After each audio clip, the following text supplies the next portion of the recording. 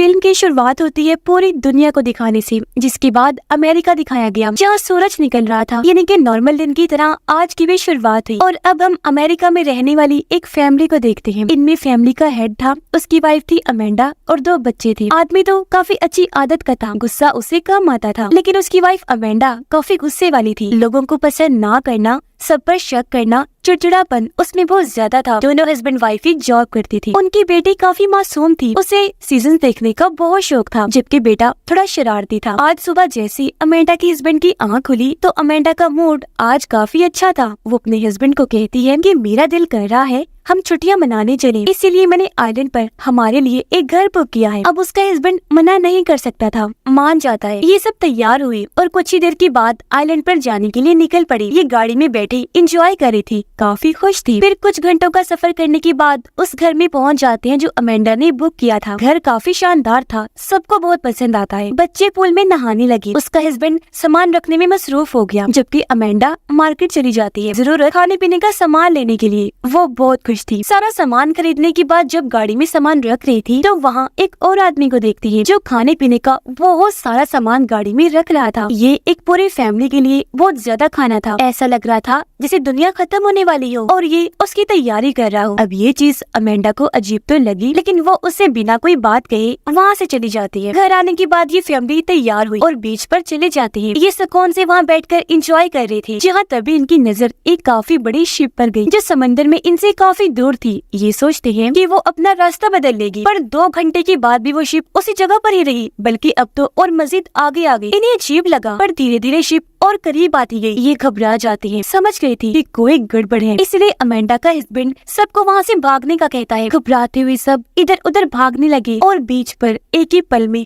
हंगामा मच गया। शिप तो अभी भी नहीं रुकी, वो समंदर से बाहर ही आ गई, फिर बीच पर आकर रुक जाती है। ऐसा लग रहा था जैसे उसे कोई कंट्रोल ही ना कर रहा हो। ये हादसा बहुत अजीब था। कुछ ही देर में पूरे बीच को खाली कर दिया गया। एक गार्ड से इन्हें पता चला कि सिस्टम में किसी गड़बड़ी की वजह से ऐसा हुआ। ये न सिर्फ इस शिप के साथ बल्कि और भी कई सारी शिप्स के साथ हो चुका है। ये फैमिली यहाँ से सीधा घर गई। तब पता चला कि इंटरनेट भी नहीं आ रहा और तो टीवी पर भी कोई चैनल नहीं आ रहा था। ये अपने लिए ऑनलाइन खाना नहीं मंगवा सकते थे, इसलिए जो था वो ही खाकर अपना गुजारा करते हैं। रात को बच्चे सो गए, जबकि अमेंडा और उसका हस्बैंड नीचे शराब पी रहे थे, जहाँ अचानक इनके दरवाजे पर दस्तक हुई। ये चौंक गई कि कौन हो सकता है। इन्होंने जब दरवाजा खोला तो सामने स्कॉट नाम का एक आदमी और उसकी बेटी खड़े थे। दोनों हस्बैंड वाइफ काफी हैरान हुए, क्योंकि इस तरह किसी अजनबी का उनके घर आना काफी अजीब था। स्कॉट अमेंडा को कहता है, मैडम ये घर मेरा है, आपकी मुझसे ही बात हुई थी ऑनलाइन। पर अमेंडा को शक हो रहा था क्योंकि उनकी कॉल पर बात नहीं हुई थी। स्कॉट कहता है, क्या हम अंदर आ सकते हैं? जिस पर अमेंडा का हस्बैंड उन्हें घर के अंदर ले आया। स्कॉट उन्हें बताता है कि हम शहर में रहते हैं, पर वहाँ अचानक पावर चली गई है, हर जगह अंधेरा छा गया है। मैं आप लोगों से ये कहना चाहता हूँ कि मुझे पता है आप यहाँ छुट्टियाँ मनाने आए हैं, आप लोगों ने पैसे दिए हैं, तो हम आपको जाने के लिए नहीं कह रहे, बस हम भी यहाँ रहना चाहते हैं। आपको तंग नहीं करेंगे, बेसमेंट में ही सो जाएंगे, यहाँ तक कि मैं आप लोगों को पैसे भी दे दूंगा। और अब वो उनके $1000 वापस कर देता है। अमेंडा के हस्बैंड को तो उन पर कोई शक नहीं था, वो मान गया कि ये लोग यहाँ रह नहीं। पर अमेंडा इतनी आसानी से मानने वाली नहीं थी। वो उनसे कहती है कि सो मैं आपको यहाँ रहने की इजाजत नहीं दे सकती, क्योंकि अजनबियों के साथ रहने में मुझे मसला है। पर जब दोनों हस्बैंड वाइफ अकेले में बात करने गई तो अमेंडा कहती है कि मुझे उन पर शक है, वो यहाँ गलत इरादे से आए हैं। उसका हस्बैंड कहता है कि वो मुसीबत में है,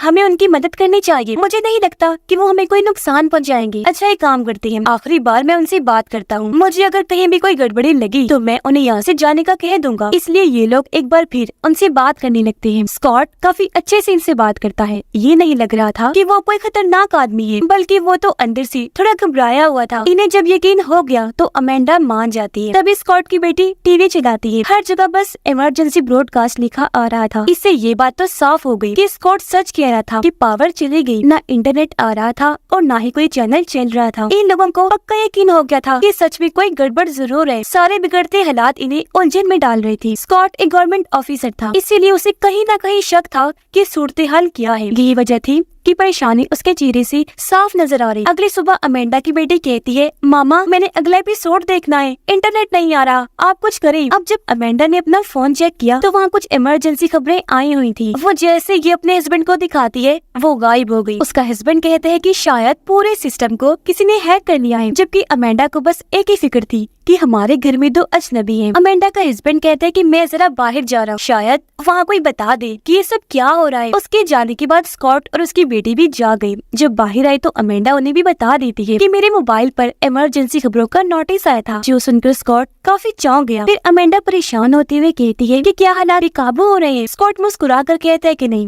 मुझे उम्मीद है जल्द सब कुछ ठीक हो जाएगा। वो फिर उन्हें बताता है कि काफी सालों पहले भी इस तरह के हालात हुए थे, वो एक वायरस की वजह से था जो 2 लड़कों ने फैलाया था, और मेरे ख्याल से ये जो चल रहा है इतना बड़ा मसला नहीं है, इसका भी कोई हल निकल आएगा। अब स्कॉट को देखने से साफ लग रहा था कि वो इन्हें तसल्ली दे रहा है, क्योंकि वो नहीं चाहता था कि ये फैमिली और मेरी बेटी डर जाएं। पर हालात को देखने से अंदाजा हो गया कि कोई बहुत बड़ी गड़बड़ थी। स्कॉट की वाइफ प्लेन से कहीं जाने वाली थी, इसलिए स्कॉट और उसकी बेटी को काफी फिक्र थी, क्योंकि कोई भी सिस्टम नहीं चल रहा था, तो उन्हें घबराहट हो रही थी। अमेंडा की बेटी जब बाहर अकेली थी तो यहाँ पर कुछ हिरन आ जाते हैं, जो एक एक करके सैकड़ों की तादाद में वहाँ आकर खड़े हो जाते हैं। ये बात भी काफी अजीब थी, क्योंकि जानवर कभी भी इस तरह का बर्ताव नहीं करते। मदद के लिए स्कॉट अपने पड़ोसी दोस्त के घर जाता है, पर वहाँ सामान बिखरा पड़ा था, घर में कोई था भी नहीं। अमेंडा का हस्बैंड जब रास्ते में था तो जीपीएस ने काम करना बंद कर दिया था, जिस वजह से वो रास्ता भटक गया। अचानक उसकी गाड़ी के पास एक घबराई हुई औरत आई, जो रोते हुए मदद मांगने लगती है कि मैं 2 दिन से घर का रास्ता भटक चुकी हूँ, मुझे किसी को कॉल करनी है, मेरी मदद कर दो प्लीज। लेकिन वो इतना घबराई हुई थी कि अमेंडा का हस्बैंड भी परेशान हो जाता है, बिना उसकी कोई मदद किए वहाँ से निकल जाता है। थोड़ा आगे चलने पर उसे प्लेन की आवाज आई। इसने जब पीछे मुड़कर देखा तो बिल्कुल पीछे प्लेन वहाँ लाल रंग की कोई चीज गिरा रहा था। अमेंडा का हस्बैंड घबरा गया, गाड़ी भगाने लगा, पर जब प्लेन पास आया तो पता चला कि वो लाल रंग की चीज दरअसल लाल पेपर्स थी, जिस पर फारसी जुबान में कुछ लिखा हुआ था। स्कॉट को पता था कि मेरे दोस्त के पास सैटेलाइट सिग्नल्स वाला फोन है, इसीलिए वो अंदर जाकर उस फोन को ले लेता है, इस उम्मीद के साथ कि शायद ये काम कर जाए। अमेंडा के बच्चे इस सबसे अनजान जंगल में चले जाते हैं। उन्हें वहाँ एक कैबिन मिला, जिसके अंदर ये दोनों चले गए, पर यहाँ कोई भी नहीं था। अमेंडा की बेटी ने अपने भाई को हिरन वाली बात बताई, लेकिन उसे यकीन नहीं हुआ। उल्टा वो उसे डराने के लिए डरावनी कहानी सुनाने लगता है, जिसके बाद भी वहाँ से निकल आए। स्कॉट उधर सैटेलाइट फोन चलाने की कोशिश कर रहा था, पर वो भी काम नहीं कर रहा था, क्योंकि कुछ देर पहले हमें आसमान में दिखाया गया कि अमेरिका के सैटेलाइट ने अपना रुख बदल लिया है। तो यही वजह है कि स्कॉट का सैटेलाइट फोन काम नहीं कर रहा था। जिसके बाद वो एक बीच पर आ गया, देखता है कि यहाँ एक प्लेन तबाह हुआ पड़ा है, हर तरफ लाशें ही लाशें बिखरी पड़ी थी। हिला देने वाला नजारा था, क्योंकि कोई भी जिंदा नहीं बचा था कि वहाँ जख्मी हालत में हो, बस लाशें ही थी। तभी वो देखता है कि एक और प्लेन इसी तरफ आ रहा है। स्कॉट समझ गया कि ये इधर तबाह हो जाएगा, तो जान बचाकर वो जल्दी से यहाँ से भागने लगा। प्लेन समंदर किनारे आकर तबाह हो गया। तब तक स्कॉट घर के अंदर जा चुका था, पर ये क्रैश तबाह होने की वजह से एक काफी बड़ी पानी की लहर घर से आकर टकरा जाती है, जिससे स्कॉट पूरा गीला हो गया। ये सारी सूरत हाल देखकर वो घबरा गया, क्योंकि उसे अब तक यकीन हो गया था कि हालात सच में काबू से बाहर है। घर आकर वो अपनी बेटी को नहीं बताता कि मैंने प्लेन को क्रैश होते हुए देखा, बल्कि वो ये कह देता है कि मैं पूल में गिर गया था तो कपड़े गीले हो गए। वो फिर अपनी बेटी को दूसरे कपड़े लेने भेज देता है। अमेंडा को सारे हालात बताते हुए कहता है कि सैटेलाइट फोन काम करना बंद कर गए हैं। ये बात काफी हैरान कौन है, क्योंकि सब कुछ बंद हो भी जाए तब भी सैटेलाइट फोन बंद नहीं होते। पर अमेंडा को उसकी बातों पर यकीन नहीं आ रहा था, इसलिए वो आखिर ये बता ही देता है कि मैंने एक प्लेन को तबाह होते हुए देखा है। बच्चे अभी भी घर से बाहर थे। अब अचानक इन्हें जोरों की आवाज सुनाई देने लगी, जो इतनी ऊंची और अजीब थी कि इन्हें कानों पर हाथ रखने पड़ते हैं। अमेंडा को बच्चों की टेंशन हो रही थी, इसलिए वो उन्हें ढूंढते हुए जंगल में चली जाती है। बच्चे मिल गए जिन्हें वो घर ले आई। सब लोग तो ठीक थे, पर अमेंडा का हस्बैंड अभी तक वापस नहीं आया, जिससे इनको फिक्र हो रही थी। अमेंडा का बेटा कहता है पता नहीं वो आवाज कैसी थी, मैंने ठीक से कान बंद नहीं किए, इसलिए अब मुझे अजीब सा महसूस हो रहा है। बच्चों को कमरे में भेजने के बाद अमेंडा स्कॉट से पूछती है कि बताओ वो चीज क्या थी जिसकी आवाज आई थी। मुझे पता है कि तुम इस बारे में जानते हो। स्कॉट कहते हैं कि ये ना कोई प्लेन की आवाज थी और ना ही बॉम्ब की। मेरे हिसाब से ये कोई आवाज की लहर वाला हथियार था। ये लोग काफी परेशान हो जाते हैं। अमेंडा कहती है मुझे अपने हस्बैंड की फिक्र हो रही है, न जाने वो कहाँ रह गई। जिसके बाद वो इन्हें बताती है कि मैंने 2 दिन पहले मार्केट में एक आदमी को देखा था। वो ढेर सारा खाना और पीने का पानी अपनी गाड़ी में रख रहा था। मेरे हिसाब से उसे पता था कि ये सब होने वाला है, इसीलिए वो पहले ही सबकी तैयारी कर रहा था। ये सुन स्कॉट बताता है कि वो मेरा दोस्त है, उसे पहले ही इन हालात का अंदाजा हो जाता है, तो इन सब से निपटने के लिए वो पहले ही तैयारी कर लेता है। तभी यहाँ अमेंडा का हस्बैंड भी आ गया, जो बहुत ज्यादा डरा हुआ था। वो इन्हें लाल कागज देते हुए बताता है कि ये एक प्लेन नीचे फेंक रहा था। अब अमेंडा के बेटे ने यहाँ लिखे गए एक लफ्ज को पहचान लिया था, क्योंकि ये लफ्ज उसने एक गेम में देखा था। उसका मतलब था अमेरिका की मौत। बाकी क्या लिखा था ये बात वो समझ नहीं पाता। अब इस बात में कोई शक भी नहीं था कि अमेरिका को खत्म करने के लिए यहाँ पर किसी ने हमला कर दिया था। किसने किया ये पता नहीं होता। ये फैमिली काफी डर गई थी, तो बचने के लिए अमेंडा और उसका हस्बैंड अपने बच्चों को लेकर यहाँ से शहर जाने का फैसला करते हैं। पर स्कॉट उन्हें समझाता है कि तुम मत जाओ, क्योंकि शहर के हालात बहुत बदतर होंगे। तुम यही रुको, ये जगह तुम्हारे लिए बिल्कुल महफूज है। वो दोनों स्कॉट की बात नहीं मानते, गाड़ी में बैठकर निकल जाते हैं। पर सड़क पर आकर इन्होंने देखा कि वहाँ पर बहुत सारी गाड़ियाँ खड़ी है, क्योंकि अचानक की गाड़ियाँ बेकाबू हुई और एक दूसरे से टकरा गई। तो आगे जाने का रास्ता गाड़ियों ने ब्लॉक कर दिया था। गाड़ियों के साथ अचानक ये सब होने की वजह भी सिस्टम में खराबी थी। तभी पीछे से एक और गाड़ी आने लगी, इसलिए अमेंडा जल्दी से अपनी गाड़ी में आकर बैठ जाती है। वो जल्दी से गाड़ी को साइड में करती है और ऐसे इनकी जान बाल बाल बचती है। अब कोई और रास्ता नहीं था, इसलिए ये वापस स्कॉट के घर आ जाते हैं। अमेंडा का हस्बैंड और स्कॉट की बेटी दोनों मिलकर बातें करने लगती है, जबकि अमेंडा को स्कॉट बताता है कि मेरा एक दोस्त बहुत बड़े बड़े प्रोजेक्ट्स पर काम करता है, इस वजह से वो काफी अमीर है। उसे भी इन हालात का अंदाजा पहले ही हो जाया करता था, जिस वजह से सारी तैयारी उसने की हुई थी। इन हालात का सामना करने के लिए उसने आलीशान घर बनवाए थे, जिनके अंदर बहुत सारी सहूलतें हैं। ये कुछ और बातें करने के बाद अपना मूड ठीक करने के लिए म्यूजिक लगा लेते हैं, डांस करते हैं। अमेंडा के हस्बैंड और स्कॉट की बेटी को अचानक अजीब सी आवाज सुनाई दी। ये जब जाकर चेक करते हैं तो वहाँ बहुत सारे फ्लेमिंगोस थे, जो एक तरह का परिंदा है। अब अचानक ये हो जाना भी काफी अजीब था। और अब एक बार फिर से वही तकलीफदेह आवाज जोरों से आने लगी। ये लोग फिर से कानों पर हाथ रख के सर पकड़ के बैठ जाती है, पर इस आवाज का जोर इतना था कि घर की कुछ चीजें भी टूट जाती है। काफी देर के बाद जाकर वो आवाज बंद हुई, पर अब सारे ही लोग काफी डर गए होते हैं, इसलिए अमेंडा की फैमिली सब एक ही बेड पर सो जाते हैं, जबकि स्कॉट और उसकी बेटी सुबह जैसे हुई ये अजीब चीज देखने को मिली कि अमेंडा के बेटे के दांत एक एक करके गिरने लगते हैं, जिस वजह से अमेंडा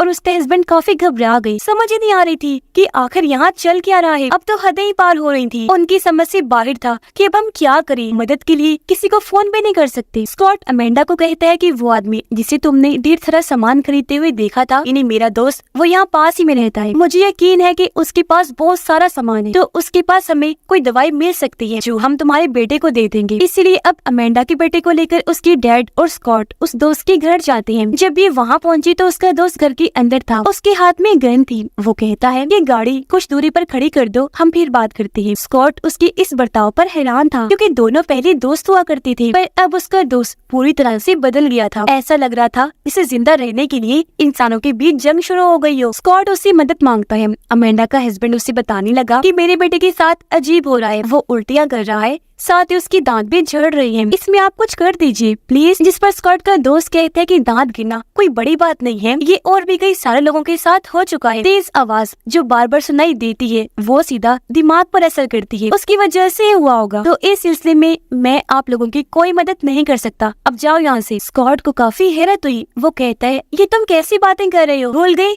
हम दोस्त हैं। उसने जवाब दिया वो सारी बातें पुरानी हो चुकी है स्कॉट, और अब सब कुछ बदल चुका है। हम लोगों पर हमला हो चुका है, यहाँ एक जंग छिड़ गई है, और मुझे जो ठीक लगेगा मैं वही करूँगा। मैं अपनी फैमिली को बचाना चाहता हूँ और तुम अपनी, तो बताओ अब मैं क्या करूँ। इस बात पर स्कॉट को गुस्सा आ गया। दोनों के बीच बहस छिड़ गई, जो इतनी बढ़ गई कि ये एक दूसरे पर गन तान लेते हैं। पर अमेंडा का हस्बैंड इनके बीच में आकर दोनों को समझाता है। फिर स्कॉट के दोस्त से मिन्नतें करने लगा कि प्लीज हमारी मदद कर दो, अगर आप मेरी जगह होते तो क्या करते, मैं तो आपकी मदद कर देता, मैं आपको पैसे भी देने को तैयार हूँ। ये सुनकर स्कॉट का दोस्त कहता है कि जब दुनिया ही नहीं रहेगी, गवर्नमेंट नहीं रहेगी, कोई कानून ही नहीं रहेगा, तो ये पैसा किस काम आएगा। और अब यहाँ वो इनकी मदद कर देता है, इन्हें अमेंडा के बेटे के लिए दवाई दे देता है। पर उसने ये भी बताया कि ये काम मेरे ख्याल से कोरियंस का है या चाइनीज का है या फिर ईरान का भी हो सकता है या फिर किसी और दुश्मन मुल्क का, क्योंकि अमेरिका ने इतने सालों में बहुत सारे दुश्मन बना दिए हैं जो सब एक होकर अमेरिका के खिलाफ खड़े हैं। पर यहाँ किसी के पास भी सही जानकारी नहीं थी। फिर अब दवाई लेने के बाद अमेंडा का हस्बैंड और स्कॉट गाड़ी में बैठ जाते हैं। यहाँ स्कॉट उसे बताता है कि सारे हालात को देखकर मैं पहले ही समझ गया था कि ऐसा होने वाला है। अमेंडा का हस्बैंड पूछता है कि क्या मतलब है तुम्हारा, इस पर वो कहता है कि कोई दुश्मन मुल्क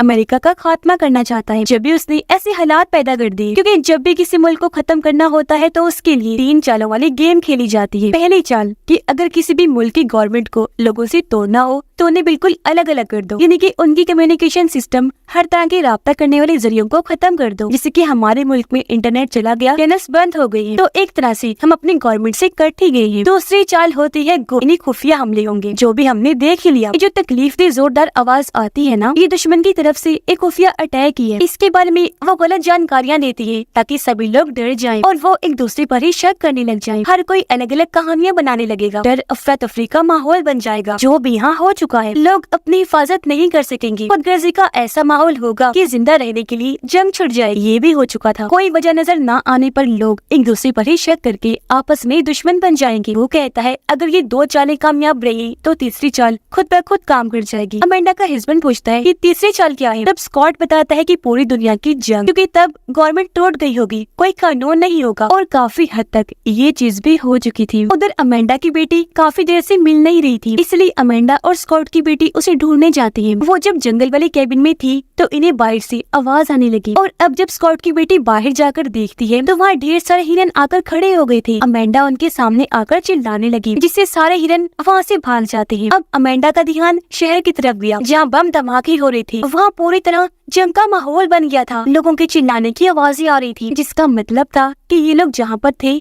वो महफूज जगह थी। शहर में कानून न होने की वजह से लोगों ने एक दूसरे को मारना, लूटना और गलत काम करना शुरू कर दिए थे, क्योंकि जब गवर्नमेंट और कानून टूटता है तो यही सब होता है। जिसके बाद हम अमेंडा की बेटी को देखते हैं, जो उस घर में थी जिसका जिक्र स्कॉट ने किया भी था, यानी जो उसका अमीर दोस्त था, जो जगह इतनी महफूज थी कि वो हिफाजती बंकर की तरह काम कर रही थी। यहाँ जरूरत की हर चीज थी, जैसे यहाँ ढेर सारा खाना था, पावर थी, इंटरनेट भी इस जगह पर चल रहा था। इसके अलावा डीवीडी और कई सारी सीडीज थी। और क्योंकि उसकी पसंदीदा सीजन का आखिरी एपिसोड रह गया था, इसलिए वो वहाँ बैठकर वो देखने लग जाती है। आखिर में पता चला कि सच में बहुत सारे मुल्कों ने मिलकर अमेरिका पर हमला कर दिया था, क्योंकि वो अमेरिका को पूरी तरह मिटाना चाहते थे। और रही बात तेज आवाज हिरन के बर्ताव की, वो खुफिया हमलों की वजह से हो रहा था। और अब अमेंडा की बेटी को एक बहुत परफेक्ट जगह मिल गई थी, जहाँ ये पूरी फैमिली हमेशा आराम से रह सकती है। इसी के साथ ये फिल्म भी इधर ही खत्म हो जाती है।